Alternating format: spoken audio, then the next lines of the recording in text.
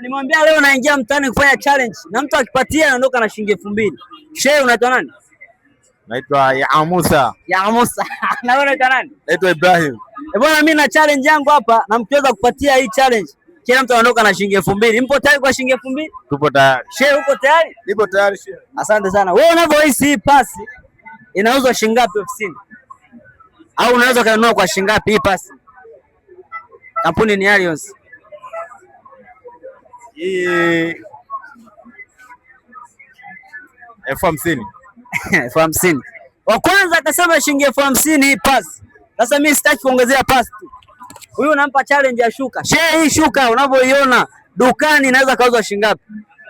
Hizi zimo shuka mbili, foronya mbili. Unavyohisi kwa wewe ukienda dukani utanunua kwa shilingi ngapi? Hii hapa shehe wangu hii. Wa dukani hapa naweza kuchukua kama shilingi 20,000. 20,000. Bwana, kiuhalisia hapa hamna aliyepatia swali langu.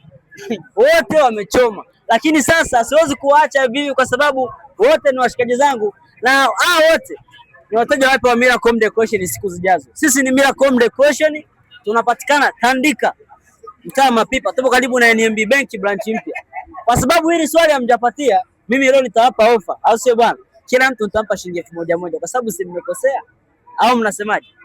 Sawa sawa. Je, uko tayari kwa buku? Haina shida, shehe niko tayari.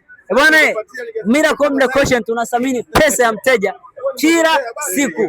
Endelea kutufuatilia Instagram, tunatumia Miracle Home Decoration, lakini pia Facebook Miracle Home Decoration.